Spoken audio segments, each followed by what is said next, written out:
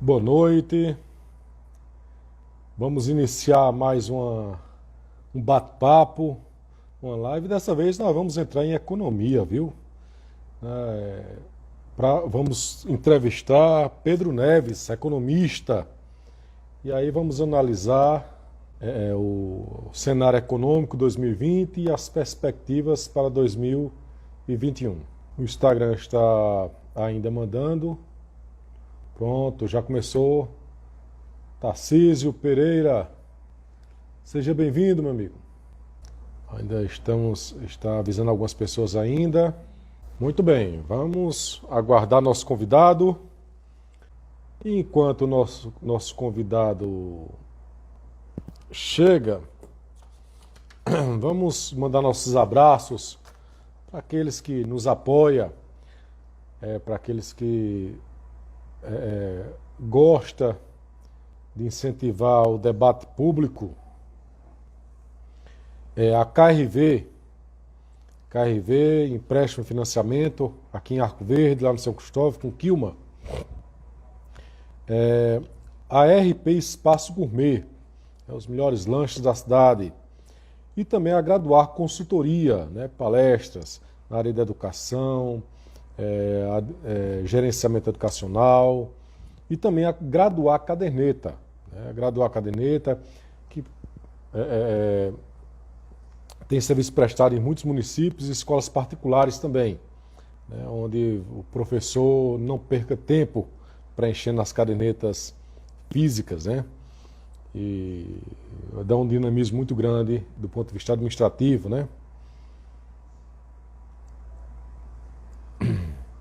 E também ao Centro de Estudos Psicanalíticos Nordeste, o CEPEN, o Centro de Estudos Psicanalíticos Nordeste, que no dia 28 deste mês estará com a nova turma aí em Pesqueira, lá no prédio do antigo ISEP, ou do ISEP ainda, não sei como é que está se chamando agora, mas do ISEP, e estaremos início a nova turma do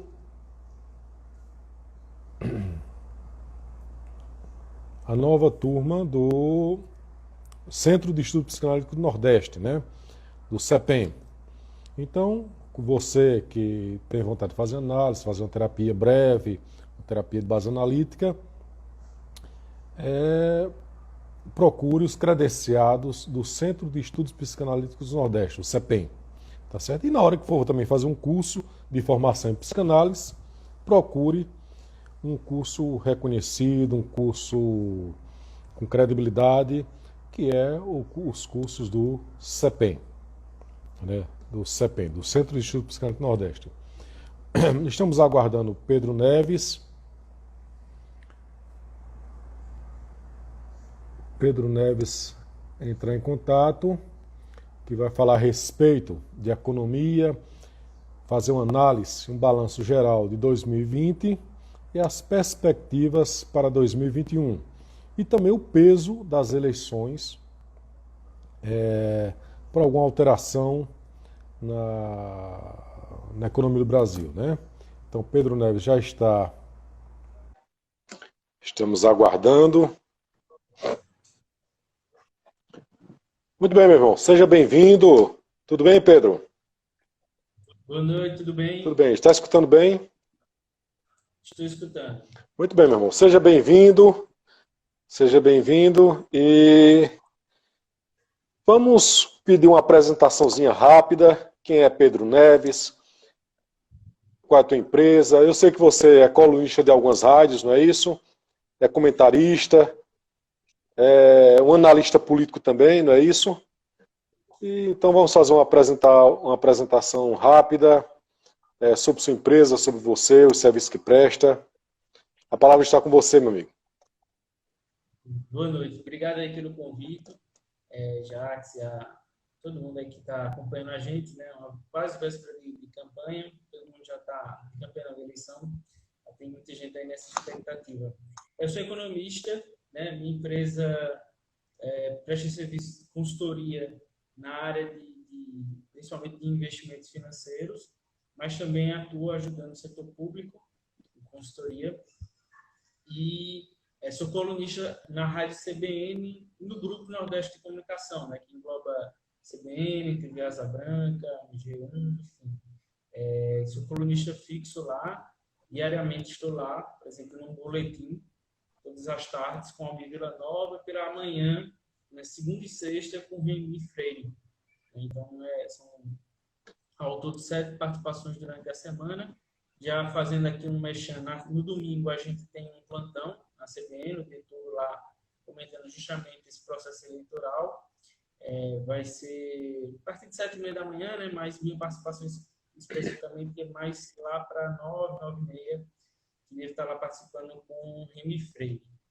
E atuo assim nos bastidores, né? Político, eleitoral, ajudando alguns candidatos, a construção de propostas, né? A parte que a gente comumente chama de marketing, né? O marqueteiro, que ajuda na construção de imagem, media training, construção de discurso, enfim. É algo assim, mais à parte, não tem muito a ver com minha empresa especificamente, mas eu acabo atuando aí nesses períodos eleitorais também. Muito bem. Pedro, como é o nome da tua empresa?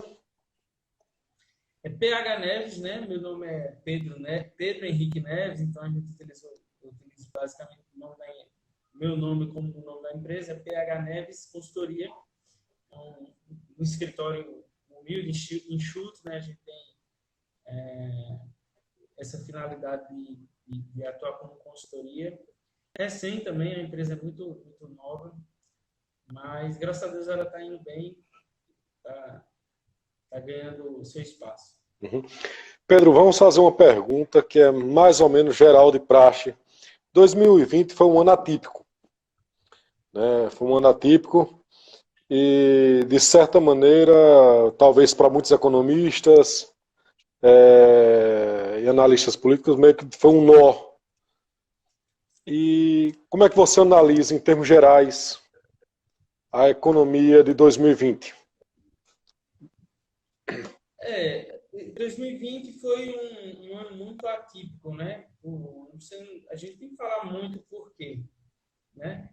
Mas a gente teve uma grande ruptura, né? A economia mundial, colapso, né? A gente teve quedas aí no PIB mundial de forma muito, muito significativa. No Brasil, a gente tem algo em torno de uma estimativa de queda no PIB de menos 5%, um pouco menos que isso. É uma queda muito forte, né? Uhum. A gente cresceu em 2019 algo em torno de 1% e achou aquilo muito ruim. Imagina você cair 5%. Né? Então, foi uma queda. Por outro lado, a gente está vendo uma recuperação também muito rápida. Essa recuperação não anula todos esses prejuízos, mas mostra que a economia, digamos assim, conseguiu reagir antes do esperado. Né? A gente tem vários setores aí que já estão voltando a crescer, né? Alguns setores já anularam todas as perdas, como o setor do comércio. Então, esse ano ficou atípico por isso, porque a gente não imaginava o Covid, ele derrubou a economia, depois a gente achou que a economia ia entrar na UTI, né? Ia ter um número de falências de empresas exorbitantes, que ia ter uma massa de desempregados muito grande, e a gente viu que não. A gente vê que ainda não tem esse... Claro, não estou dizendo que a economia está bem, mas não está o que a gente achou que ia estar em termos de prejuízo. Agora a gente já tem um 2021 que fica um pouquinho incerto, né? A gente não sabe como é que vai ser 2021. Tem essa questão aí do auxílio emergencial, que foi muito importante para essa reação da economia. A gente não vai ter mais o auxílio emergencial. Então, eu acho que 2020 foi isso, né? Foi alto e baixo e alto, né? E agora a gente já começa a pensar um pouco mais em 2021, porque 2020 já praticamente encerrou. Acho que a gente não tem mais nenhuma grande surpresa em 2020, não. Nem uma surpresa positiva, nem uma negativa. Mas foi isso, né? Com a loucura, né? A gente mudou o cenário. Eu sempre fiquei comentando que eu ia analisar cenário semanal. Né? Geralmente a gente tenta fazer uma análise de cenário semestral, anual, mas estava muito difícil você fazer uma análise tão longa, porque você não sabia o que poderia ocorrer na semana seguinte, no dia seguinte. E assim foi feito. Tinha semana que eu estava mais pessimista, tinha semana que eu estava mais otimista, e tem sido assim desde o início de março, né? No final de março. Então, como 2021 está uma incógnita, pelo que eu entendi aí na sua palavra, a pessoa que está desempregada agora pode ter esperança em uma economia melhor, que possa gerar emprego em 2021? Essa é uma pergunta difícil, né? Até mandar um abraço aqui para a Flor de Contas, né, que é uma contadora, que é uma parceira, que está assistindo aí, obrigado pelo apoio. Enfim, a pergunta é difícil, né? Porque você alimenta esperança em alguém ou também derruba a esperança de alguém. Mas, assim, vai ser difícil, né? As oportunidades de emprego por dois motivos, por três motivos. O primeiro é que a economia, antes mesmo da Covid, ela não estava reagindo no sentido de geração de empregos, né? A gente vem desde 2015 tentando diminuir esse nível de desemprego no Brasil, que chegou a 14%, caiu para quase 12%, 11%, 12%. Aí veio a pandemia, trouxe de volta para 13%, 14%, e agora a gente tem essas duas crises para resolver. A crise de 2014 e a crise do Covid. Além disso, a gente tem um processo natural na economia, que é o processo de substituição da mão de obra não qualificada por uma mão de obra mais qualificada, né? Que a gente tem agora um processo digital, né? O Brasil está começando a entrar agora, junto com outros países emergentes, e aí é natural que uma empresa que antes precisava de 10 funcionários, ela só precisa de 8. Não quer dizer que a empresa está mal das pernas, né? É porque provavelmente ela está usando mais aparato tecnológico e aí ela não precisa. Isso é um processo de ruptura. Claro que depois isso se acomoda, porque quem vai construir a máquina que substitui é outro trabalhador. Mas isso aí tem um delay entre essa realocação. E, então, esses três problemas, eles fazem essa massa de desemprego ficar perpétua, né, por um bom tempo. E o que é que faria isso mudar? Primeiro, a gente vencer essas duas crises, a do Covid, a crise fiscal de 2014, e a gente tem um avanço na produtividade do país, né? Um avanço começaria com a reforma tributária, né? A reforma tributária ela tem esse poder de melhorar a produtividade do país, a gente melhorar o ambiente de negócios no país, né? É um ambiente muito cheio de dúvidas, né? Embrólios jurídicos. Você tem, por exemplo, aquelas mudanças trabalhistas em 2016 do governo Temer, que muitas empresas têm medo de adotar, porque não sabem se aqui pode ter uma complicação jurídica. Você contrata um trabalhador por meio do CNPJ, mas ainda tem uma brecha para virar ser considerado um emprego. Então, essas coisas assim que o Brasil precisa resolver para, de fato, vencer esse desemprego e ele cair lá para 5%, 6%, né? Que é o nível de desemprego, digamos, aceitável. Então, eu não consigo imaginar isso em 2021. Isso aí é um longo processo. Agora, se a gente tiver uma queda aí nesse nível de desemprego, a gente conseguir recuperar 1 milhão, 1,5 milhão de desempregados, né? Cair para uma taxa de 11%, eu já acho que foi uma recuperação muito significativa. Então, para a pessoa que está indo atrás de um emprego, ela tem que entender isso. Ela tem que entender que não está fácil, que hoje a mão de obra tem que ser qualificada, né? É mais difícil para quem não é qualificado. Tem essas questões de emprego formal, informal. Então, não vai ser fácil. Não acredito que será fácil para essa questão do emprego. Mas outras oportunidades, outras questões, eu acho que tem sim uma possibilidade positiva aí. É possível que a eleição agora...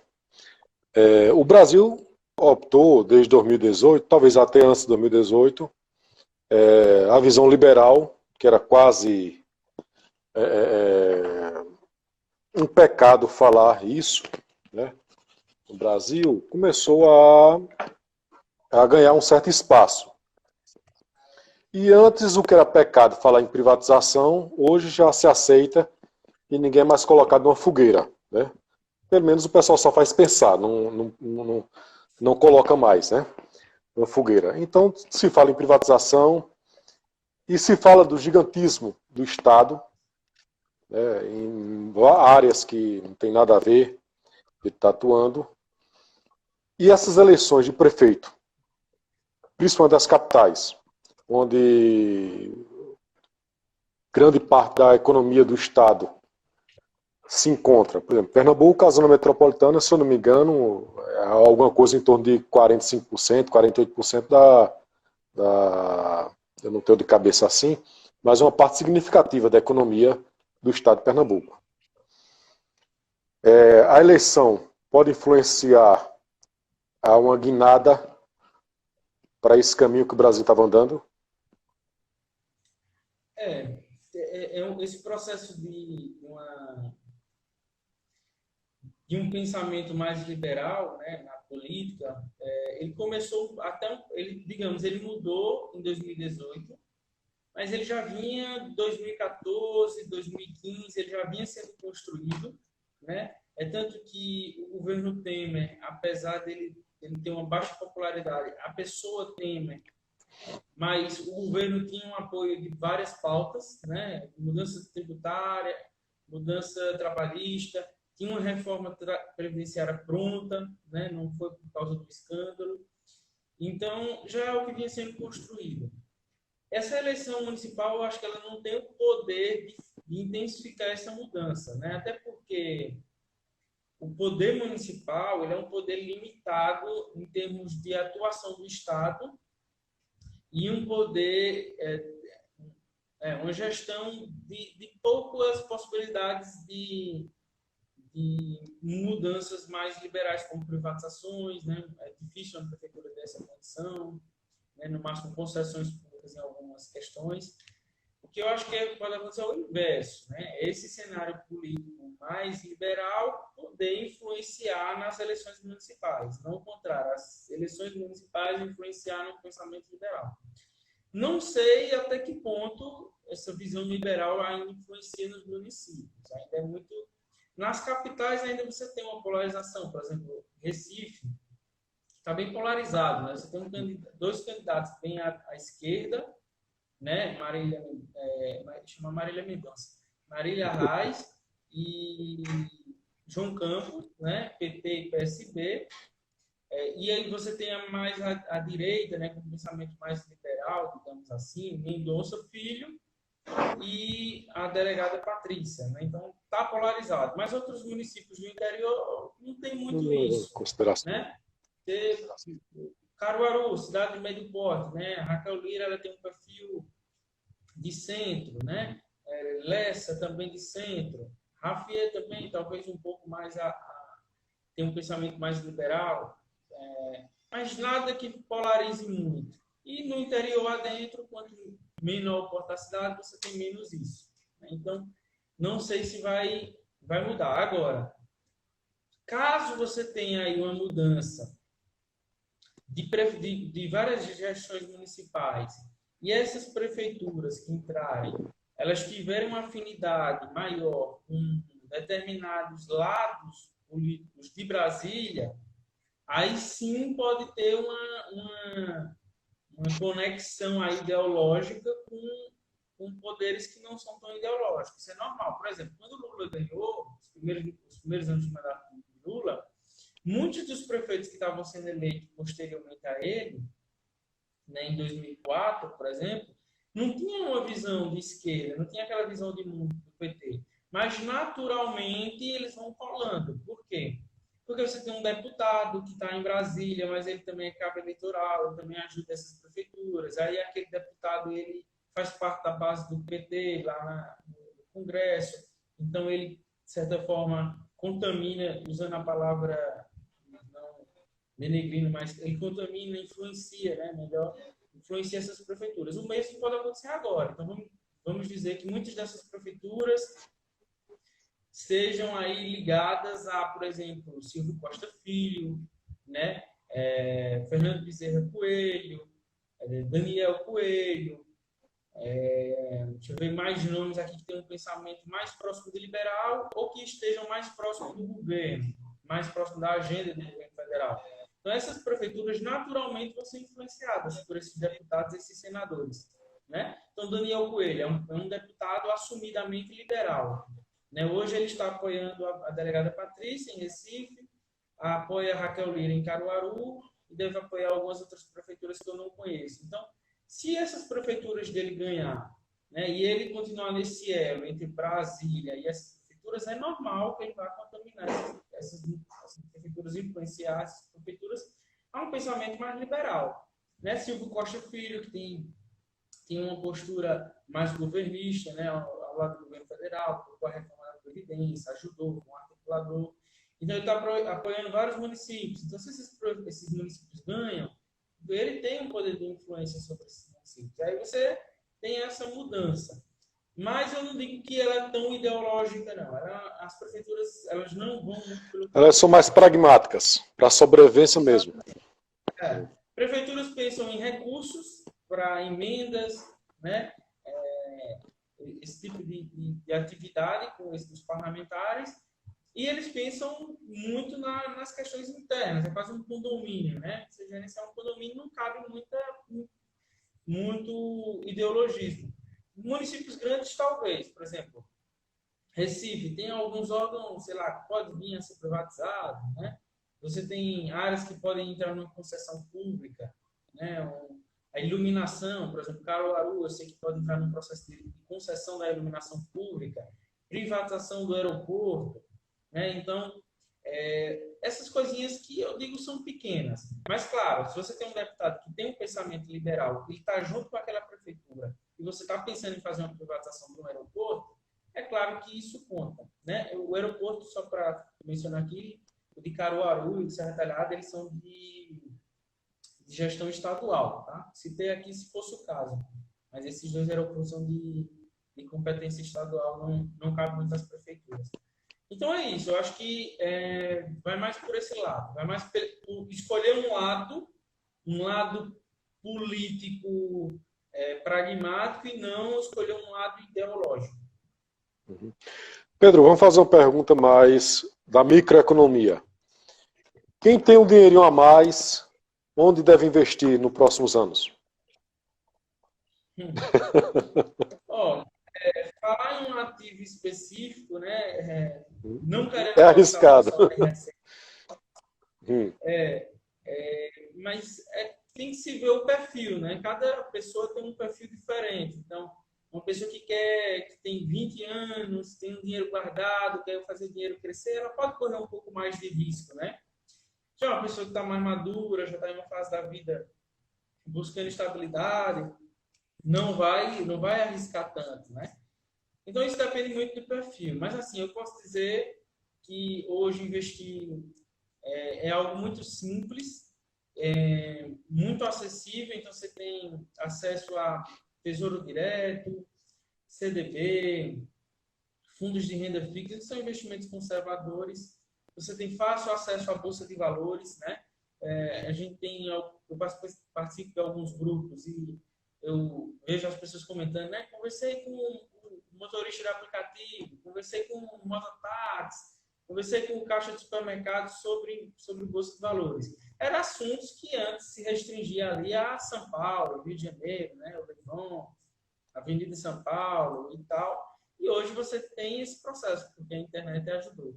Então é fácil. Então, onde investir? Eu acho que tem opção para tudo, depende do seu perfil. Inclusive fora do Brasil, que não é que eu não seja patriota, como você é patriota, mas eu acho que investir fora, né, quem puder investir em países mais consolidados, como Estados Unidos, países da Europa, é mais vantajoso, né? Principalmente em períodos de incerteza.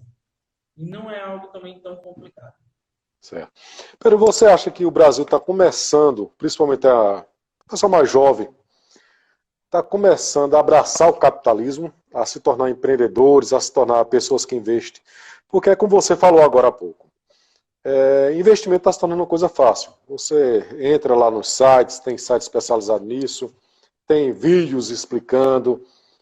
tem, com a partir de 300, sei lá, 300, 500 reais, R$ 1.000, você está conseguindo fazer bons investimentos em algumas coisas. E a juventude está começando a aprender a fazer isso, principalmente porque depende muito somente do computador mesmo e uma conta bancária simples. Você acha que o pessoal está começando, a juventude está começando a abraçar o empreendedorismo, o capitalismo? Sim. Na verdade, eu acho que a gente sempre abraçou o capitalismo, né? A gente não gostava do nome, né? Do nome capitalismo, por não entender muito bem o que ele é. O capitalismo, ele, a grosso modo, ele é um processo de acumulação, né, de recursos, de riquezas, uma especialização da mão de obra. Então, no lugar de você ser um artesão, você é um operário que faz dessa caneta, você faz só a tampa. E ele tem para ele se expandir, para ele prosperar, ele precisa de um ambiente de liberdade, né? Então a gente sempre quis isso, todo mundo sempre quis um emprego, todo mundo sempre quis trabalhar em empresas que tivessem a maior remuneração possível, né? Então, de certa forma, a gente sempre quis capitalismo, todo mundo quis. Agora a gente sempre teve a gente não, né? Uma boa parte da população sempre teve uma visão de que o capitalismo talvez não fosse a melhor coisa, mas talvez não entendesse, né, o que era capitalismo. E eu acho que não entende. Mas hoje você já tem uma disseminação melhor do conhecimento, e aí você quebra certos paradigmas, né? Eu digo direto que o capitalismo não é a melhor coisa do mundo, né? Da mesma forma que a alimentação que a gente tem hoje não é a melhor, mas é melhor do que você passar fome, né? O capitalismo ele não é o melhor sistema econômico do mundo, né? Ele não é o perfeito, mas é o melhor que nós temos, né? Não conheço outro sistema que funcione melhor que o capitalismo, mas ele é cheio de defeitos, de falhas, né? Gera diversos problemas para a sociedade. Não, não vamos ser ingênuos de achar que o capitalismo é uma maravilha. Mas quando você compara com outros sistemas propostos, né, antagonistas ao capitalismo, você vê que ele é a melhor forma de uma economia, de uma sociedade prosperar. Então, acho que aos poucos as pessoas estão percebendo isso, né? Estão percebendo e aí vão aceitando, vão abraçando, como você disse, né? Você tem elementos aí como o empreendedorismo, que é uma parte desse capitalismo. Você tem jovens interessados em empreender, pessoas até de idade que descobrem com o tempo que poderiam ter feito isso, né? Então, eu acho que está mudando esse pensamento de o que é o capitalismo e do que ele pode ser vantajoso para mim individualmente. Depois você descobre que ele pode ser bem também para a sociedade. Mas, só para repetir, ele causa, sim, alguns males que não está imune a críticas, né? Eu aprendi muito isso na minha construção, na minha formação, não só profissional, mas minha formação geral, pessoal, ideológica.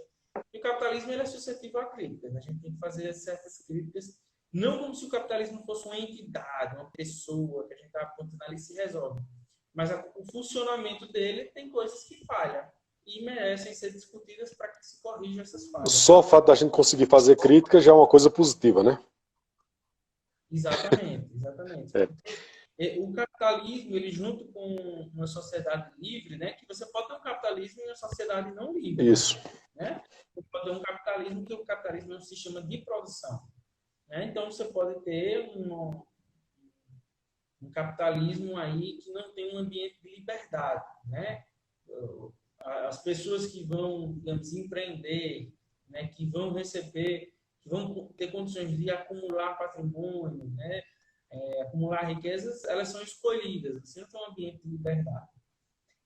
E também você não tem uma sociedade de liberdade como um botão que liga e desliga. Né? Você tem vários níveis. Não existe uma sociedade toda liberal e uma sociedade nada liberal. Você tem níveis. E os dois aliados, eu acho que é o que a gente tem de melhor. Você tem um sistema econômico capitalista e um sistema político liberal, né? E um sistema eleitoral democrático. Eu acho que é a tríade do sucesso aí de qualquer sociedade. Houve uma pergunta aqui, Valéria pergunta, sobre o resultado das eleições nos Estados Unidos, terá influência na economia no Brasil? Já que Biden fez algumas, não sei se até que ponto foi válida aquela crítica, mas disse que interferência, né, alguma coisa na Amazônia, alguma coisa assim. Mas você acha que tem muito pouco? Muito pouco, independente de quem fosse o vitorioso, né? Primeiro porque, independente de quem seja o governo, seja democrata ou republicano, o Brasil tem quase 100 anos aí de relação econômica com os Estados Unidos, e aí já passou Kennedy, já passou Bush, já passou diversos presidentes e diversos partidos, e essas relações econômicas perduraram. Você tem um processo que é de intimidação, né, ou de retalia com certos pontos, né, na declaração do Biden, e eu não quero fazer um julgamento de valor sobre a declaração. Mas é um processo que já vem acontecendo antes mesmo do Biden. Não por parte do governo, mas por parte, por exemplo, fundos de investimentos. Hoje você tem grandes fundos de investimentos internacionais que eles batem nessa tecla do meio ambiente. Então, o Brasil precisa adentrar questões do meio ambiente. É aquilo que eu estava falando do capitalismo. O capitalismo, ele traz alguns dos problemas. Um deles é meio ambiente. Não quero ir num ponto específico, se aquela queimada, não estou falando disso. Mas, no geral, o capitalismo ele afeta o meio ambiente, né? Porque a gente tem um consumo exagerado. Não estou criticando. É a dinâmica do mundo. Não tem perfeição no mundo. Mas é um mal que ele gera. Como eu disse, eu acho que vale a pena a gente refletir sobre o mundo. E alguns fundos de investimento, algumas empresas, algumas grandes empresas, eles apontavam isso, né? Não só para o Brasil, mas para vários países do mundo. E aí veio o Biden e ele traz esse ponto, só que aí ele tem um holofote maior, né, para ser presidente da maior potência mundial, e aponta que o Brasil precisa fazer essas mudanças ambientais. E aí ele até faz uma ameaça de que teria mudanças na relação econômica. Os Estados Unidos, eles têm poder para fazer isso, né, com o Brasil. Digamos que os Estados Unidos cortam a relação econômica com o Brasil, como fez com Cuba. Né? Sem sombra de dúvida, seria muito pior para o Brasil do que para os Estados Unidos, porque a gente representa muito pouquinho para a economia deles. Já eles representam muito para a nossa economia. Mas eu acho que isso não tem efeito prático, né? Agora, claro, você não é porque isso é difícil de ocorrer que você vai provocar isso, né?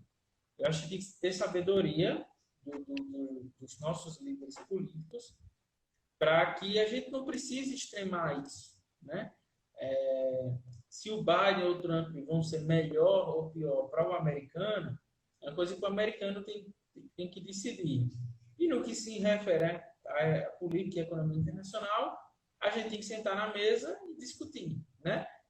Teve muitos pontos interessantes com o Trump e o governo brasileiro, mas também teve muitos pontos não interessantes, né? Teve uma taxação do aço, o governo americano fez que prejudicou as empresas brasileiras, né? Um processo tardio, demorado, né, de apoio à entrada do Brasil na OCDE, né? Tem alguns pontos falhos nessa relação, apesar da boa afinidade entre os presidentes. Então, o mesmo vai ser com o Biden, caso ele venha a confirmar a vitória dele. E aí o Brasil só tem que, independente de quem for, saber sentar e negociar o que é melhor para o Brasil. Né? Se a gente quer torcer mais por um lado, que a gente acha que fundamental seria melhor, é outra coisa, né? Individualmente. Mas para o Brasil, você tem que saber sentar com qualquer um deles.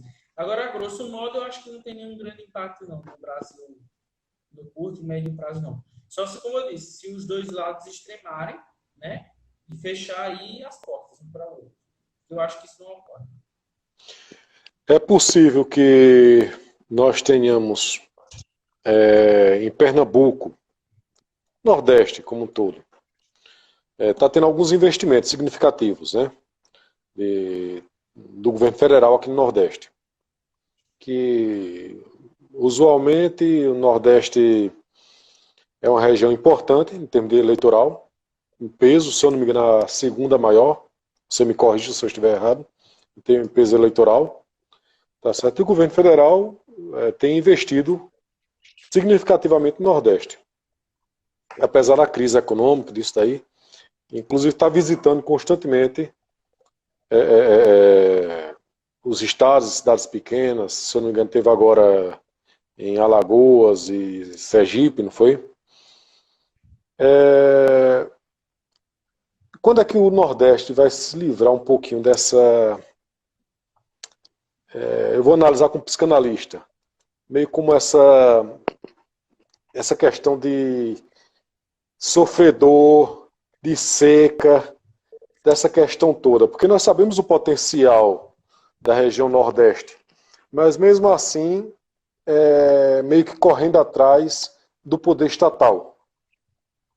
Você entendeu o que eu estou querendo dizer, arrodeando, para não ter que ser direto.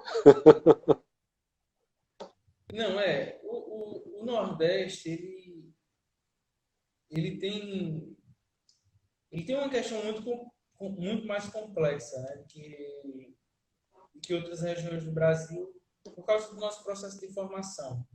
Né? O Nordeste ele ficou sob controle político por muito mais tempo do que outros estados. Controle político, digamos, regimes políticos atrasados, né?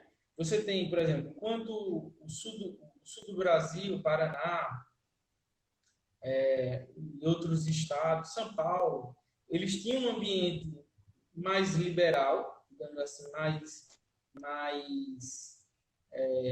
de liberdade. Você tinha, por exemplo, a formação, né, a divisão territorial, né, do sul, do Paraná, por exemplo, ela foi muito mais retalhada, as terras. Você tinha muitas pequenas propriedades. Já no Nordeste, não. Você tinha uma pouca quantidade de grandes propriedades, de uma pessoa só, porque ela tinha um poder político. Então, a gente tinha, de certa forma, não vou usar esquerdismo, né? Esquerdista, mas você tinha um poder concentrado político, né? Quase estatal, né? Para estatal quase, né? Quase estatal, porque você vem ali daquele período ainda império, né? Que era o cara da capitania, não sei o quê, depois você foi dividido para senhores de engenho, depois pequenos coronéis. Ou seja, o ambiente que nasce no Nordeste ele é muito mais difícil do que nasce no ambiente do Sul. Por isso que o Sul prosperou muito mais. E aí depois você vem com uma série de... esse senhor de engenho, esse coronel, ele vai ganhando uma roupagem mais populista. Ele vem até um antagonista, né, que é o libertador, mas esse libertador, quando entra, também segue, de certa forma, mantendo redutos políticos. E aí isso nunca não mudou. Então, eu não culpo muito o povo do Nordeste. Acho que a gente trabalha, se brincar, até mais do que outras regiões. A gente acorda mais cedo, a gente luta mais. Mas a gente tem aí, não é um sistema político, é uma raiz política que nos atrapalha muito. Além disso, você tem uma péssima infraestrutura, né? Não dá para medir, não dá para comparar o interior de Pernambuco com o interior de São Paulo. É muito diferente, é muito discrepante a estrutura, né? E essa estrutura não tem como a gente falar em iniciativa privada para resolver, né? Por mais que eu seja um defensor, e eu acho que a iniciativa privada ela deve pegar boa parte dessa... Pegar não, né? Dividir parte dessa responsabilidade com o setor público, mas eu não vou ser ingênuo de achar que ela vai resolver o problema. Você não vai ter uma empresa que vai sanear de forma rápida, né, o interior de Pernambuco, interior de Alagoas. Você vai precisar de um mínimo de coordenação política. Um abraço aqui, o candidato a prefeito aí comentando a live, Rafael Delon, participando aí da nossa live. Tem feito uma campanha muito bacana. Como é o nome dele? Rafael Delon. Bem, então seja bem-vindo, meu amigo. Então você tem essas questões que você não vai, o setor público ele vai ter que coordenar, né? Por exemplo, marco do saneamento básico, né? Você vai ter que ter as prefeituras coordenando aí essa participação na iniciativa privada. Então passa pelo setor público, né? Passa pelo setor público. O próprio investimento, né? Os governos do estado, as prefeituras têm que investir mais, porque há uma diferença no orçamento público entre investimento e gasto, despesa, né? As prefeituras hoje elas têm mais gasto, que é salário e despesas correntes, administrativas, e pouco investimento.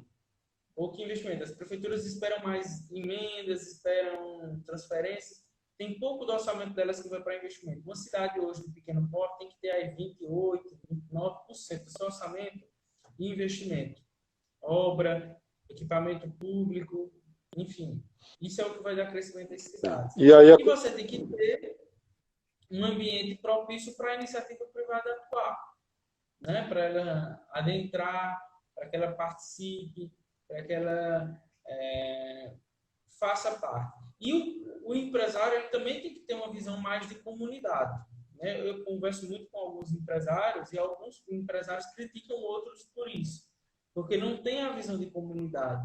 Que esse é um grande ponto do desenvolvimento econômico capitalista da Europa e dos Estados Unidos, porque o empresário desses países eles têm uma visão de comunidade. Eles querem ganhar dinheiro, como todo mundo no mundo quer, mas eles também querem contribuir para a sociedade deles, né? Que eu acho que tem muita entidade que atua no Brasil que tenta trazer isso, que elas vêm justamente de fora, né? Rotary, Lions, né? Algumas associações trazer isso, trazer a participação dessa iniciativa privada para contribuir com a sociedade. Eles têm isso absorvido neles, né? No DNA. A gente não tem isso no DNA ainda, né? A nível Nordeste. Eu acho que a gente precisa disso, né? Mas é um longo processo. É um longo processo para o Nordeste soltar essas amarras aí que a gente tem. Eu acho que não é agora. Né? A gente pode estar até no caminho, mas não vai acontecer agora, não. A gente vai passar um tempo dessa transição, coronelismo, populismo, para uma sociedade mais racional, mais bem construída em cima de princípios liberais, democráticos, né? Enfim. Eu puxo aí a questão da educação também, dentro do contexto que você falou, dessa questão do público e do privado, agindo na pequena cidade do interior, que é importante. Quando parte da juventude do interior, e aqui eu não quero fazer uma crítica, mas apenas uma constatação, onde ele diz que vai estudar para que possa passar no concurso da prefeitura. Se ligando basicamente à questão do Estado, né? Quer dizer, o único gerador de emprego na pequena cidade é a própria prefeitura. Outro correndo atrás de algum vínculo, sei lá, de alguma indicação política, alguma coisa, que assim, eu não estou fazendo crítica porque a pessoa quer sobreviver, e aí eu não vou fazer crítica a isso. Mas que falta justamente essa visão também empreendedora. Dentro do cursos técnicos, eu sou um grande incentivador de cursos técnicos, onde a pessoa vai com alguma profissão, seja pequena, mas que ele pode com aquela profissão sobreviver e tornar-se um empresário, muitas vezes bem sucedido, com uma profissão que outra hora era comum. Um técnico em edificações que se torna dono de uma pequena empresa de construção.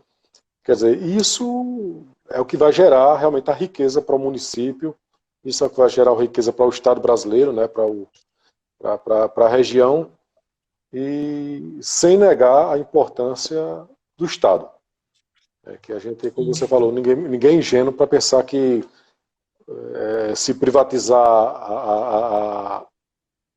a empresa de saneamento básico, vai ter saneamento em todo canto. E não vai ter, porque o empresário vai dizer, não, só vou investir se tiver retorno. E ali não tem retorno. Infelizmente, é dessa maneira, né?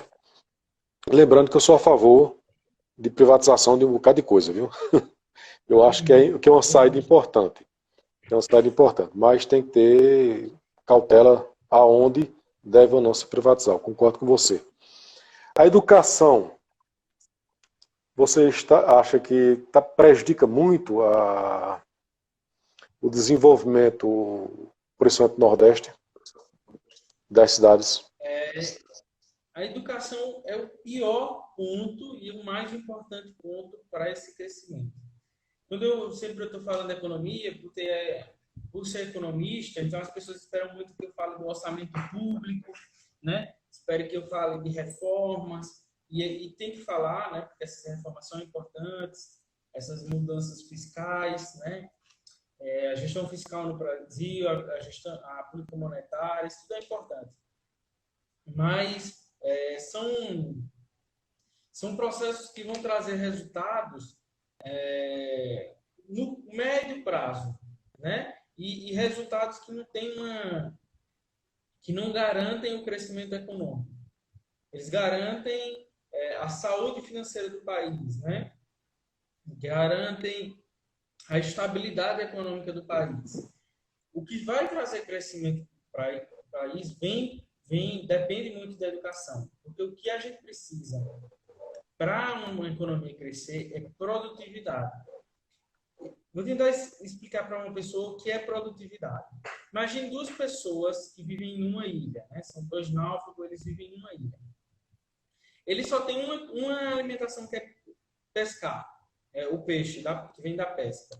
Eles dedicam o dia, 8 horas por dia, para pescar 3 peixes. Esses 3 peixes dá para eles se alimentar durante o dia. Então, eles só fazem pescar e dormir. Pescar e dormir. Um desses camaradas resolve fazer o seguinte. Ele pesca 3 peixes, ele só vai usar um por dia, só vai comer um por dia. Ele passa os 3 dias construindo uma rede, e quando ele termina esses 3 dias, ele tem uma rede e agora ele pesca 10 peixes. Ele teve um processo de acumulação, ele acumulou ali o que ele tinha para poder ficar os 3 dias. Ele teve um processo de empreendedorismo, para fazer a rede, e depois ele gerou produtividade, que é uma rede. Que no lugar de pegar 3 peixes por dia, pega 10. E ele agora está rico. Riqueza é isso. É quando você traz algo para uma sociedade, você engrandece ela através da produtividade. Esse processo, né, quando a gente está botando esse cenário aí de uma ilha, é simples, né? Você construir uma rede. Mas com a sociedade desenvolvendo, é desenvolver um chip, é desenvolver um computador, é desenvolver novas técnicas de construção civil, novas técnicas de desenvolver produtos têxteis, né, aqui para a nossa região, novas técnicas ou processos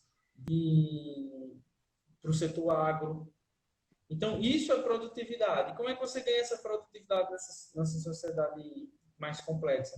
Através de um robusto sistema educacional, né, de um processo educacional que o Brasil não tem.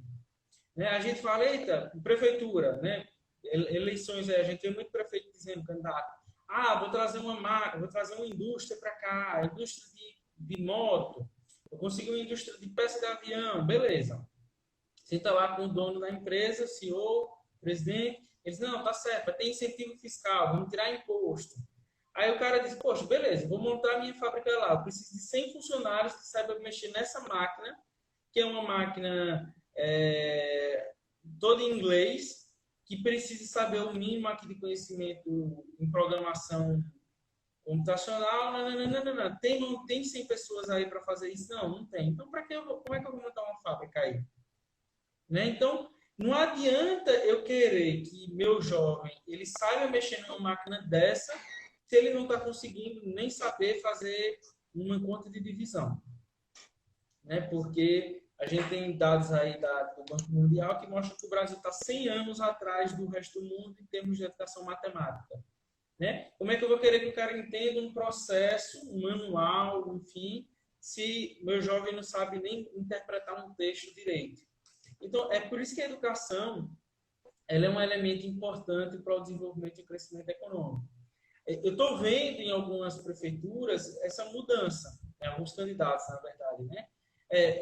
São candidatos que falam menos em trazer grandes fábricas, mas aproveitar a mão de obra da região, né? Aproveitar o talento daquela região. Por exemplo, a gente tem Caruaru, Santa Cruz e Toritama, as três grandes, né, de confecções. Mas você tem várias cidades pequenas que também contribuem e às vezes não tem a mesma valorização. Surubim tem um bom polo, um bom número de fábricas. Cupira, né, principalmente roupa íntima em Cupiras. São Caetano, um dos maiores produtores de roupa infantil do Nordeste. Então, essas prefeituras não querem pensar em trazer uma fábrica para a cidade, porque não, né, introduzir processos educacionais naquelas fábricas, naqueles pequenos fábricas, para outras pessoas aprenderem. Aí o cara começa a aprender. Porque se você for ver as histórias, é assim, não, como foi que você começou sua marca? Eu trabalhava em tal fulano. Aí eu aprendi, com 2 anos eu fui e montei a minha. Isso é educação. Uhum. Né? Você se educou através de outra empresa. Mas se você tem uma educação de qualidade que ajuda nesse processo, né, se o jovem estuda, aprende de verdade matemática, aprende de verdade português, e em um segundo turno ele aprende a costurar, ele aprende a fazer manutenção em uma máquina, ele aprende a fazer carpintaria, né? Ele sai dali, ele tem condições de ajudar nesse processo de produtividade. Então, eu acho que estou vendo uma evolução, pelo menos nas candidaturas a nível municipal nesse pensamento. Porque antes você tinha um pensamento que era o seguinte: vou trazer uma fábrica, vou dar incentivo fiscal, vou baixar imposto. Essas fábricas nunca vinham. E eu estou vendo aí, pelo menos uns 4, 5 municípios, o pensamento um pouquinho diferente. Né? Vamos construir daqui, vamos incentivar. E eu acho que esse é o caminho. Agora, a educação no Brasil, para resolver, ela é um grande processo. E o pior é que eu não estou vendo sinal disso. Né? Um sinal de que a gente está começando, pelo menos, a mudar. Ainda está muito longe. A gente não tem padrões de ensino internacional, a nível internacional. Nem nosso sistema de avaliação ele é tão robusto. Né? A gente tem uma baixa qualificação ainda dos próprios profissionais de educação. Nem vou falar da estrutura, né? Porque você dá aula para uma turma de 50 alunos, sem ar-condicionado, com uma goteira, você leva o seu lápis, né? O aluno chega lá e ele não tem um caderno. Isso aí não tem como. Só em casos específicos, são aqueles casos que viram até filme, né? Um professor brilhante e tal, mas não dá para esperar que vai ter milhões de casos como esse. Né? Pedro, eu acho que daria uma live só para falar sobre educação, viu? Porque é muita coisa e realmente eu concordo muito com você, com o que você está dizendo. Eu sou da área da educação, eu sou pedagogo também e já há muito tempo que a gente tem percebido isso, tem constatado isso, a deficiência na educação, tá certo? Que muitas outras coisas que daria para a gente debater horas e horas aqui. Pedro, nós já estamos terminando, passamos até um pouquinho do que a gente tinha combinado. Só avisando aos nossos seguidores que essa live estará no IGTV e estará também editada no YouTube, na TV CEPEM. No YouTube, na TV CEPEM. Então você entra lá na TV CEPEM e você vai ver toda a live direitinho, tá certo? Parando, assistindo como você quiser, voltando a alguns pontos e participando também, fazendo algumas perguntas para que de repente tenha até outro tema. Se Pedro também quiser participar outra vez conosco aqui, porque realmente tem muita coisa para se dizer. Bem, agradecemos a todos. Pedro, a palavra está com você para considerações finais aí. Não, só agradecer a você aí pelo convite, né? A todo mundo, principalmente o pessoal de Arco Verde, né? Que estive aí tem um tempinho já, faz tempo que eu não venho em Arco Verde. E dizer que foi um prazer, né? Os temas que vão surgindo são complexos e aí demandaria muito tempo realmente para a gente conversar. Mas estou aberto aí para que a gente E possa quem, ter outras coisas. e quem quiser ver um pouquinho mais de Pedro, vai estar domingo, de que horas? Domingo, comecem a escutar a CBN a partir da manhã, de 7h30 da manhã, vai ter uma programação E acompanhar as recheada. eleições. Exatamente, fazendo Isso. acompanhamento aí de todas as eleições na região aqui. Então, um abraço, Pedro, e até a próxima. Um abraço. Muito obrigado. Até mais. Até.